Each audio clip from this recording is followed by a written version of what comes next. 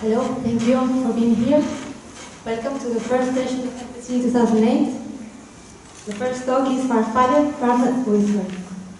parallel permutation-based cryptography, and the talk is given by Guy Vanash. Okay, good morning everyone, and thank you for the introduction. I'm going to talk about Farfalle. It's a new construction based on permutations, and it's joint work with Guido, Johan Zet-Oftert, Michael Peters, and Ronnie Van Keer. So first, the outline of my presentation. So I first go through the motivation for this work. Then I will define what Farfalle is. Then I will briefly talk about the instantiation we find in the paper called Cryptography. Then I will select some interesting technical points related to the how to construct a collision in the encryption side of Farfalle, and then I will give some comments on attacks in the expansion side and how it shaped the final version of Farfalle.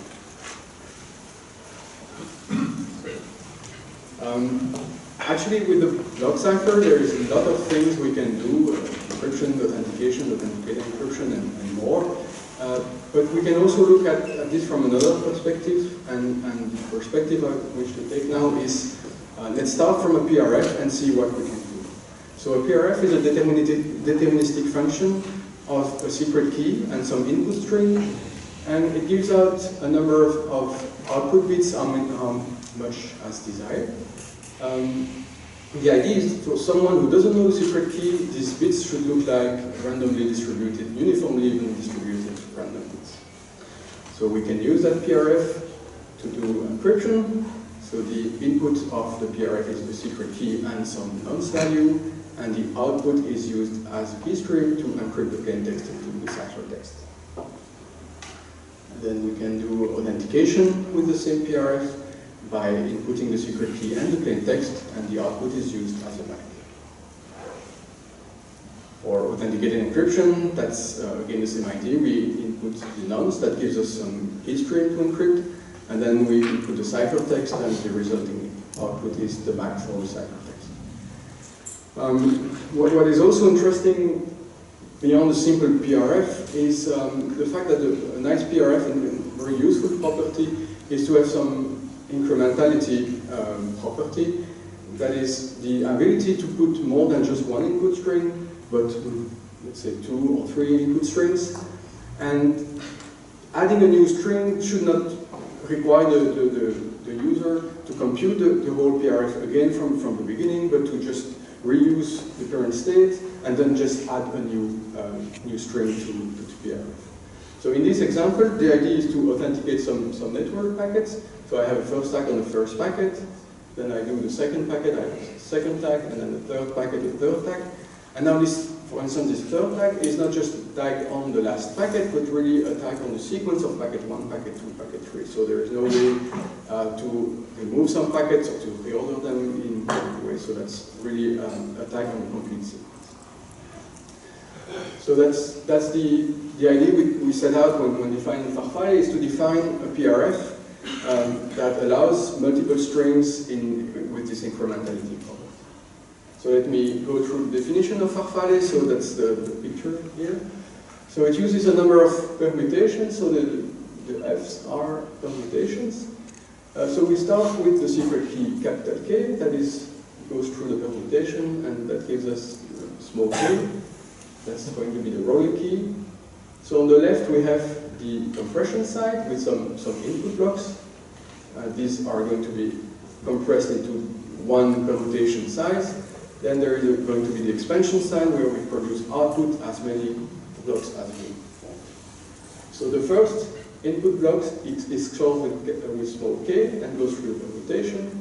The second is XORed not directly with k, but what we call the rolling key. So there is a rolling function, which is a simple function that is going to make this small k evolve, so that the input of f is diversified every time for every block. All the outputs are summed together, and that's the compression part. And once we have this, we go through one layer of permutation, and then again we start doing what we call the rolling state. So there is another rolling function that is going to transform this state into different values, and each of these values is going to be input to the permutation. And finally, we saw that the secret key, the derived secret key, is for outputting the block. So we can do that as many times as we want. So you can see that except for the rolling functions and for the permutation in the middle, all the permutation evaluations can be performed in parallel. So I think that's an interesting property because it potentially allows to have something that is at the same time efficient on small-end platforms and high-end platforms, assuming there is parallelism to be exploited. So that's for the definition of Farfalle. Yes, just one more thing about Farfalle. So I said it's multiple strings. So how does it work with multiple strings? So let's say we have a first string A. It's cut into blocks. It's padded and cut into blocks. So we just do the expansion, the compression on this, for instance, 3 blocks. And then assume that there is a second input string B that comes in. Then we cut it again in blocks. And to separate these two strings, there is what we call the blank index, so an index in the rolling function that we simply don't use. So that separates A and B. And of course, if we have processed the string A, we just keep the sum, and then processing B just means adding the contribution of B. We don't need to compute from A again. Okay, so this leads us to Cravate. So Cravate is a simple instance of Farfalle with the Ketchak-F permutation, or more precisely the Ketchak-P family of permutations with 6 rounds. So all the Fs have the same number of rounds in the final function of Cravate. On the compression side, there is a rolling function, which is a simple linear function on 5 words of 64 bits. And on the expansion side, there is another rolling function, which is nonlinear and which applies on 10 words of 64 bits. We detail more about this, why there is a difference between these two rolling functions in the end. And we make a security claim as an expression of the maximum success probability of any attacks we expect as a function of the resources of the adversary. We target at least 128 bits of security, and we also claim security against the adversary who would have access to a quantum computer. So on a pretty common recent CPU, the Skylake architecture, the speed of Cravate is below 0.6 cycles per byte, which is close to the speed of AES 128 in counter mode, and faster than AES 256 in counter mode.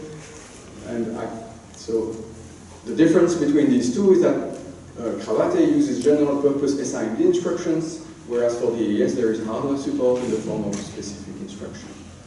And for AES counter mode there is typically the Berkeley bound of 2 to the 64, and that for Cravate. On top of Farfalle, and so on top of Cravate, we define some modes to explicitly authenticate encryption. So there is first a mode that we call SAE, session-based authenticated encryption. So there is a simple authentication encryption mode, but we can encrypt any sequence of associated data and plain text pairs. Then there is the SIV mode, which pre-computes a MAC and uses that as a nonce. And then there is the tweakable white box cipher based on Farfalle. Okay, so now some selected technical aspects of the compression side of Farfalle.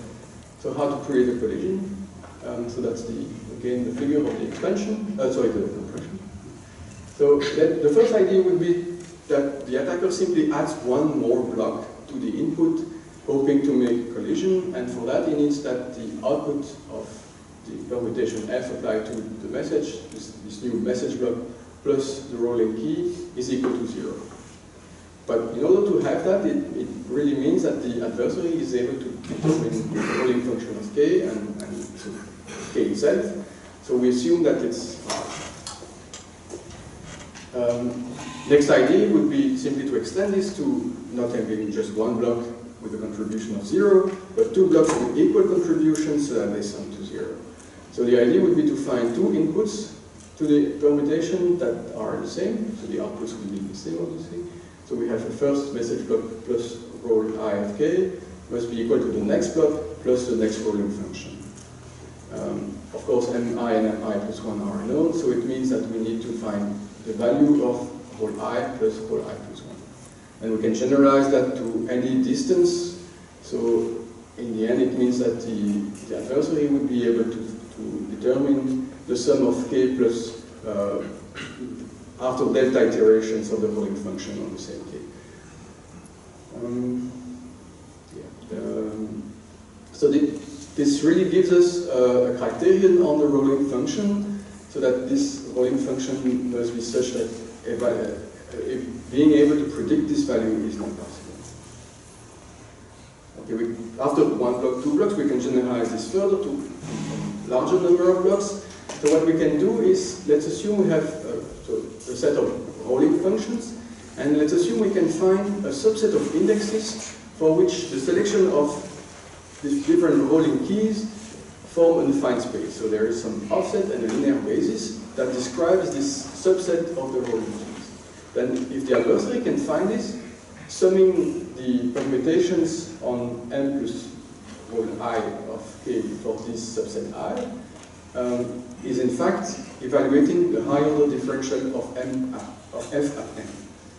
So that can be problematic, for instance, in the case of Cravate, where the permutation is reduced to 6 rounds, which means the degree is 64.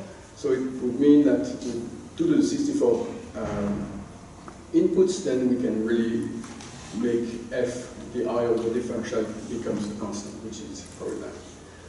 So what we did is actually to look at this rolling function and see if it's possible, and we looked specifically at how many rolling keys we need to take, such that from this subset we can extract a defined space of dimension d, and we noticed that this number n grows quickly with the required dimension d.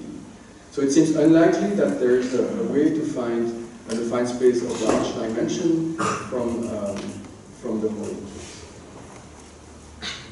So last point I want to make in this presentation is some comments in how Cravat was shaped due to attacks in the expansion. So I'm going to do some chronology here. So when we first published Cravat on ePrint in December 2016, so the first release had no permutation in the middle, only on the expansion side, so that's why I said 0.6 rounds in the expansion. And on the expansion, the rolling function was a simple linear function of 5 rows of 64 bits. But soon after that, we realized that we could make some high order differential attacks simply by having for each input block 2 possible values. So that means 2 possible values at the output, even if we don't know them. Same for the next, 2 different input values or 2 different output values. And in the end, for, let's say, for 64 input blocks, then the sum here leads to a defined space of dimension 64, which means that for 6 rounds of the Ketchak-F permutation, that is problematic.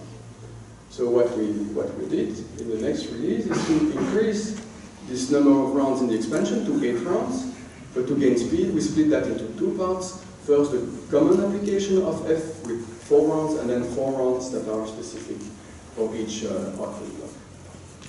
Then in October last year, we were contacted by a team of cryptanalysts who told us first that so we thought that 8 rounds, that's degree 256, that should be fine, and so on, but even that is not true, because it can still do some high order differential attacks on these 4 plus 4 rounds. And what's more, there are some algebraic attacks that work even if it's increased to 6 plus 6 rounds. And there will be a talk this afternoon that describes this. So I think that was a really nice idea of sharing these attacks, and that helped us to shape Cravate. So in the next iteration of the definition of Farfalle and Cravate, we not only increased the number of rounds to 6 rounds for all the permutations, we also extended the rolling function at the expansion side to 10 words of 64 bits, and we made it nonlinear to counter algebraic attacks. So it's a change in philosophy, and now we can look at this rolling function as a nonlinear extreme cycle-like, but now it's filtered by some permutation. That's a way to see. And that's all I wanted to say. Thank you very much for your attention.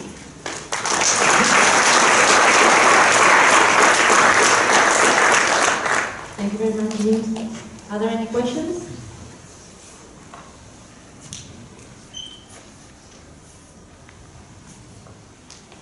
I have one question. So if F is not the K-check permutation, is it easy to state the properties which you have to synthesis with the last rolling key that you have proposed?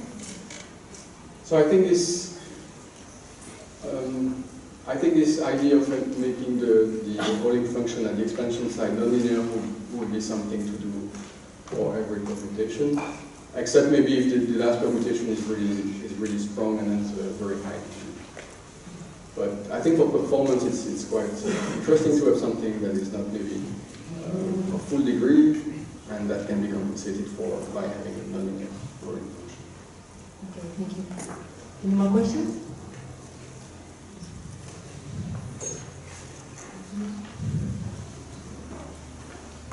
Okay, maybe when you're awakened later, you can go try to find the coffee break. Thank you very much again. Thank you.